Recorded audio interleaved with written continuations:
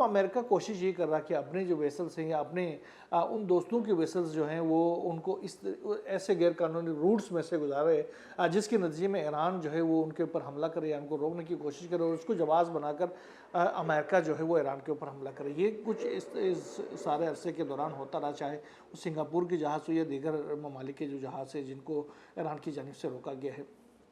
अभी एक बड़ी खबर ये आ रही है कि गो की जंगबंदी तो हो गई है, लेकिन अमेरिका और ईरान दोनों में एक बड़े पैमाने पर एक बड़ी जंग की तैयारी हो रही है और अमेरिका जो है ख़ास तौर पर खित्ते के अंदर अपनी जो मिलिट्री एग्जिस्टेंस है उसको बहुत तेज़ी के साथ बढ़ा रहा है, उसमें अपनी मिलिट्री इक्विपमेंट्स को बहुत तेज़ी के साथ मूव कर रहा है, दोबारा से मशरिक़ वस्ता के खित्ते के अंदर ला रहा है। ख़ास तौर पर अरबियन सी के अंदर जो उनके जो डिस्ट्रॉयर्स हैं, जो दीगर जो जहाज़ है, जंगी जहाज़ हैं, उनकी बड़ी तादाद आ रही है। रीफ्यूलिंग टैंकर्स जो है वो बड़ी तादाद में रिलोकेट हो रहे हैं, वहाँ से मुंतकिल हो रहे हैं। इसके साथ साथ दीगर जो इनके जो सिस्टम्स है, दिफाई निज़ाम है, वो आ रहे हैं। तो इसका मतलब है कि अमेरिका एक और बड़ी जंग की तैयारी कर रहा है और उसके पीछे लामाला आपको पता है इसराइल का भी बड़ा किरदार है। इसराइल की पूरी कोशिश है किसी तरीके से इस माहदे को सबूताज किया जा सके और इन दोनों ममालिक को दोबारा जंग के दाने पर लाया जा सके। और इसमें हमने देखा कि ट्रम्प ने भी धमकियाँ दी। ट्रम्प ने यह कहा कि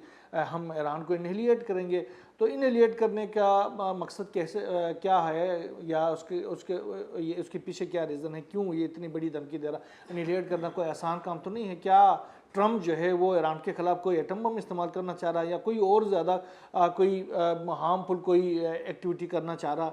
तो वो बहरहाल जो ईरान की जो फोर्सेस है वो भी उन्होंने भी ये कहा कि हमने हर हमले का जवाब इसी तरीके से दिया है, बल्कि उससे ज़्यादा शिद्दत के साथ दिया है। और अब भी अगर अमेरिका कोई हमला करता है, चाहे वो जैसा भी हमला हो, हम उससे कहीं ज़्यादा बड़ा हमला अमेरिका के ऊपर कर सकते हैं। खित्ते के अंदर अमेरिका को के लिए हम कब्रिस्तान बना सकते हैं। तो ये उन्होंने क्लियर कर दिया है। और ईरान जो है ख़ासतौर पर जो जासिक का जजीरा है या सीरा का जजीरा कशम का हो या फिर खार का हो, इन तमाम में अपनी मिलिट्री एग्जिस्टेंस को बहुत तेज़ी के साथ बढ़ा रहा है और वहाँ पर पूरी जंगी तैयारियों में मसरूफ़ है। जो ज़मीनी इन्फिल्ट्रेशन की अमेरिका इस बार दो तरह से हो सकती है, या तो फ़ज़ाई तौर पर इन्फिल्ट्रेट करे या फिर ज़मीनी कोई जंग हो। यही वजह है कि ये जो गुज़श्ता 3 दिनों के दौरान जो कुछ होता रहा है उसमें ईरान की जानिब से ख़ास तौर पर इराक़ में जो हमले किए गए हैं, एक तो कुवैत और बहरीन के अंदर तो किए गए हैं, लेकिन इराक़ के अंदर जो किए गए हैं वो फिर अरबील के उस इलाके के अंदर किए गए हैं जहाँ पर ये जो मुजाहिदीन खल्क हों या फिर दीगर कुर्द जो शिद्दत पसंद है, दहशतगर्द गिरोह हैं जो कि एंटी ईरान एक्टिविटीज़ कर रही हैं। और अमेरिका खुल के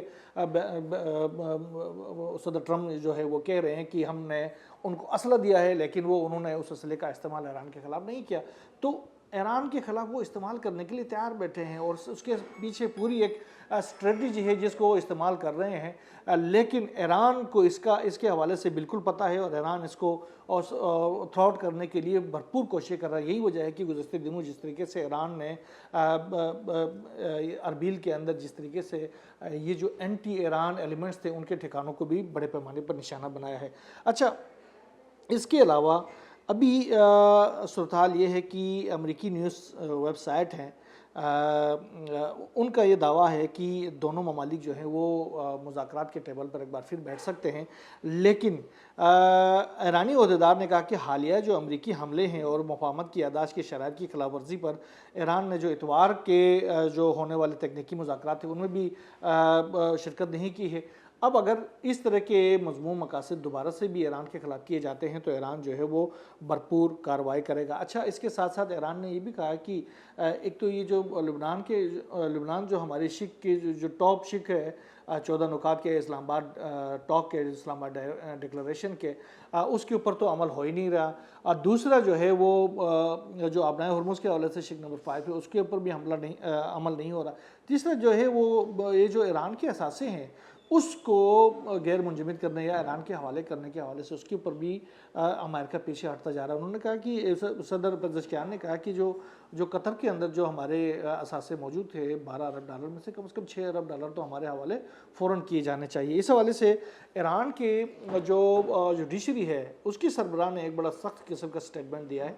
उन्होंने कहा कि अब जो है वो अमेरिकन के जितने भी असासे हैं, अमरीकी फोर्सेस हों या अमरीकी हुकाम हैं, उनके असासों तक जो ही ईरान की अगर कोई रसाई हासिल होती है तो हम उनके ऊपर कब्ज़ा कर लेंगे, उनको ज़ब्त किया जाएगा।